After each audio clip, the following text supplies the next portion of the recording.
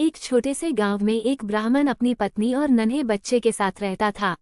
उनके घर में एक नेवला भी था, न सिर्फ पालतू बल्कि घर का सच्चा रक्षक। हर दिन जब ब्राह्मण और उसकी पत्नी खेतों में काम करने जाते, वे अपने बच्चे को घर में छोड़ जाते, उसकी सुरक्षा की जिम्मेदारी नेवले को सौंपते। नेवला भी जैसे इस जिम्मेदारी को समझता था, वह बच्चे के पास ही रहता, चौकन्ना और सतर्क। एक दिन जब ब्राह्मण और उसकी पत्नी खेत गए हुए थे, तभी उनके घर में एक सांप घुस आया।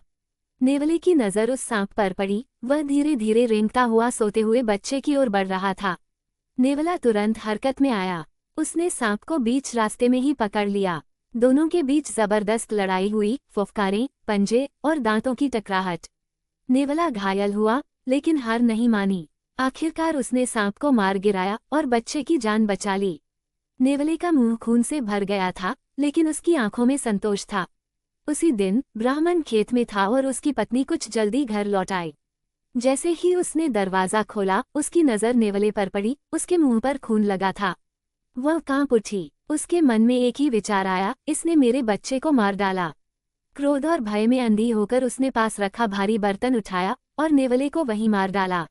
लेकिन जैसे ही वह भीतर भागी, उसका बच्चा पालने में सुरक्षित सो रहा था और जमीन पर पड़ा था एक मरा हुआ सांप। नेवले ने सांप से लड़कर बच्चे की जान बचाई थी। ब्राह्मणी फूट फूट कर रोने लगी। उसने जिसे रक्षक समझा था, उसी पर संदेह किया और उसकी जान ले ली। अब पछताने के सिवा कुछ नहीं बचा था। नेवले की निस्वार्थता और उसकी बलिदान की कहानी उस घर की दीवारों में हमेशा गूंजती रही। ये कहानी इम्पल्सिव डिसीजन मेकिंग, असम्पशंस और गिल्ट साइकोलॉजी पर केंद्रित है। कई बार हम बाहरी दृश्य देखकर तुरंत निर्णय ले लेते हैं, लेकिन तथ्य और सच्चाई की जांच किए बिना लिए गए फैसले जीवन भर की गलती बन जाते हैं। ये कथा हमें सिखाती है कि भावनाओं के आवेग में लिया गया निर्णय कभी कभी सबसे मूल्यवान चीज को खो देने का कारण बन सकता है।